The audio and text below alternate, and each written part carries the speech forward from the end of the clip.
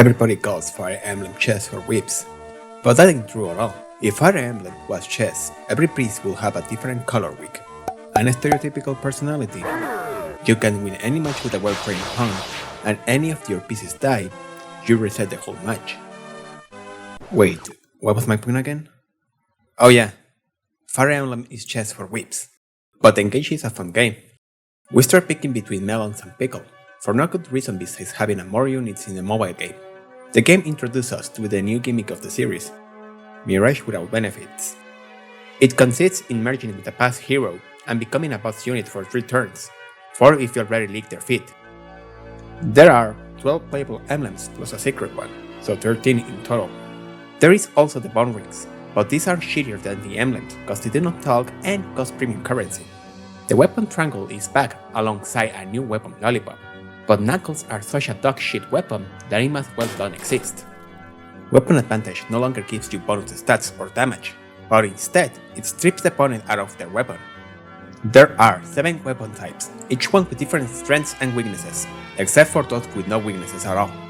Here is my tier list. S tier, axes and daggers. A tier, bows and tombs. B tier, swords and lances. Classes are now divided between basic and advanced, and are classified in unit types. There are 8 types in total, but only one matters. There are exclusive classes not only for the main character, but for the lords too. A couple of these are good classes with good skills, but others are quite crappy too, either for the unit or the shitty skill. Most advanced classes are good, although the balance between these is weird. Some won the passive lottery, while others got a really bad one. I only hate they took out the bonus crit rates, avoid and such from some of the classic classes. Maps are smaller in this entry, so Cavaliers and Fires are no longer that impactful as they usually are. And, in exchange, armors are now more useful, thanks to their weapon advantage immunity. Early game is pretty enjoyable, not being too difficult and teaching really well the mechanics of the game, without any boring chapters. This includes from chapter 1 through 11. The mid-game kinda sucks, and there is almost no good maps here, but besides that, it's the deployment slots in these chapters that sucks the most. I will say mid-game includes chapter 12 to 20. 17 is amazing and 16 fucking sucks. Late game is easily my favorite segment, although it can be seen as really extremely artificial due to Reinforcement City. From chapter 20 onwards, the challenge really revolves around how many shits you can handle before you get overwhelmed. But you also have access to some broken stuff, so I think it's fair enough. Besides that, there are also some pretty consistent and reliable strats to cheat these maps if you desire so. So, if you get fed up with one specific map, fuck it, cheese it man. Either way, chapter 20 to 25 are amazing challenges, despite their flaws, and the final map is okay enough for me. So, extra chapters, paralogs, is the side content as per usual. Outside too, the paralogs consists in callback maps from previous entries. It's a cool detail, but I can see some people finding them lazy for taking back previous designs and just throw them into this game. I like most of them, but the games with shit map design brings their curse here too. I also find really weird that your units die during this friendly spark restraint or bond or whatever. Building friendships over friends' corpses, I guess.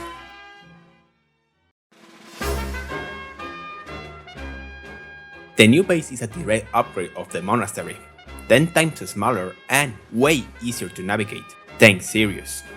Or is it Serious? Ceros. However it's pronounced. There is still a lot of young activities such as fishing and training, but these do not have as a big impact as they used to, and I'm happy we don't have to waste that much time between setups and upgrades between chapters. The only activities that are worth doing in the Somnial are the ones which increase the support levels or getting resources such as ore or premium currency shit. This includes the arena, support activities, and the meals. Not the cleaning rings though. Fuck that. No need to focus there. There is also the pet slave barn, where you take out the animals you adopt. Just get 5 dogs and send them to the mines for max or income. And finally, we have the goofy and marketable pet of this game. He keeps crystals instead of ore though.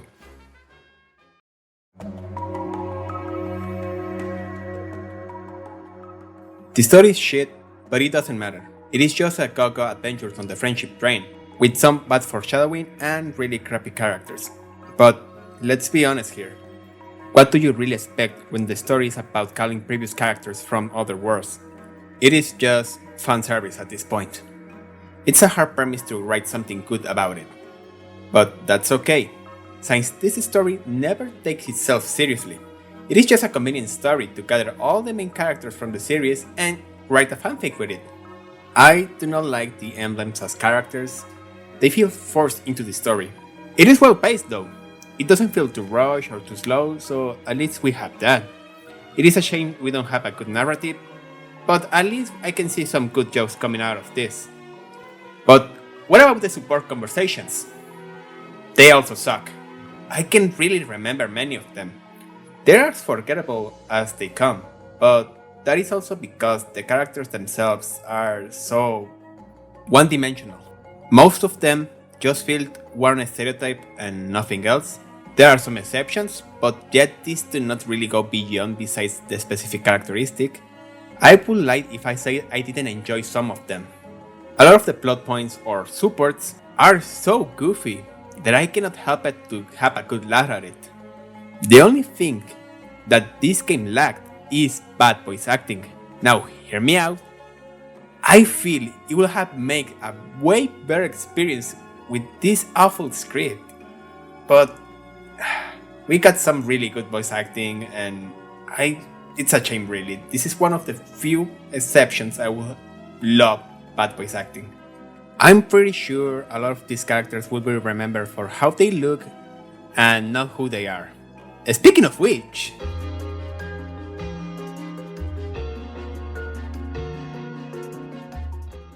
boundaries are broken with colors and shapes, so you can like or hate these designs and there is no problem. But personally, I found them... I don't like most of them. Anime aesthetics has always been present across the series, there is nothing new about it, and nowadays anime is more expressive and colorful than before. That is good. But in excessiveness, that can also be detrimental, and that happens with some characters for me. Over accessories, colors too bright, or lacking any expressiveness of the character are my main issues with this character's art. Not all of them though. I believe Brody's designs are actually good.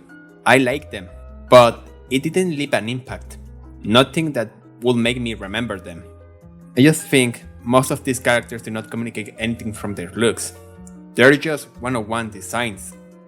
Then again, I haven't been the biggest anime fan these past years, with some exceptions of course, so yeah.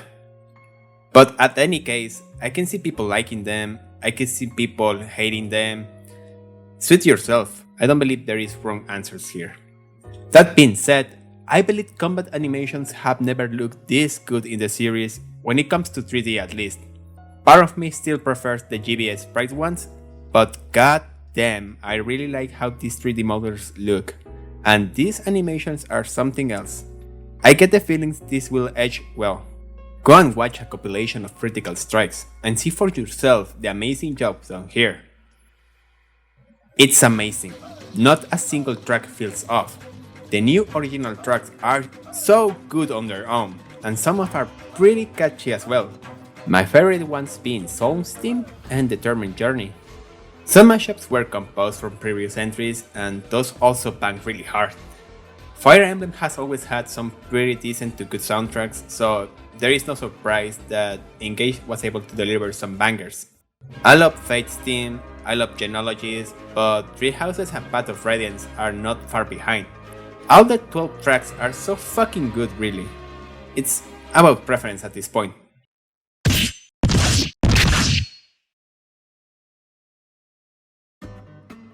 So we finally arrived to the DLC, and this includes from 2 pay-to-win packs, 7 new emblems. If you want to break the game even more, some of these will help you, but others are kind of stinky or are worse counterparts of the base emblems.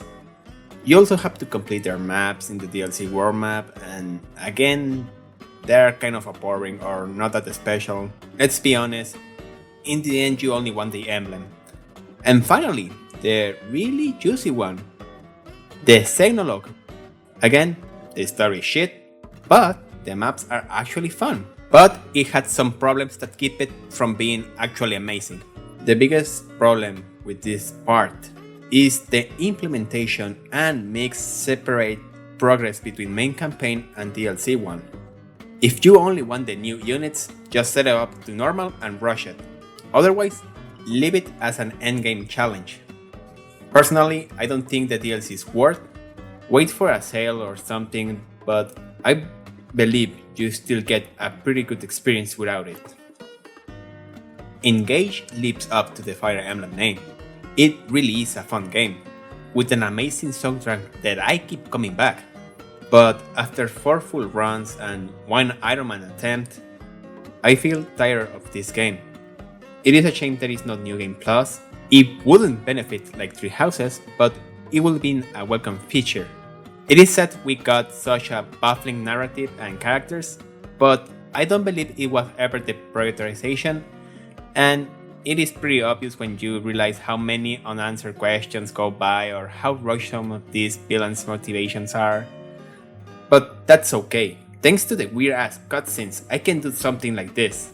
Burn us, Emblem of Foundations.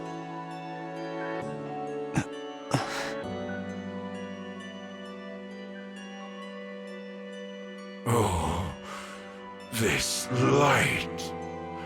Oh, at last we meet again. Who the fuck are you and why are you bothering me? It makes as much sense as any other bad guy from this game.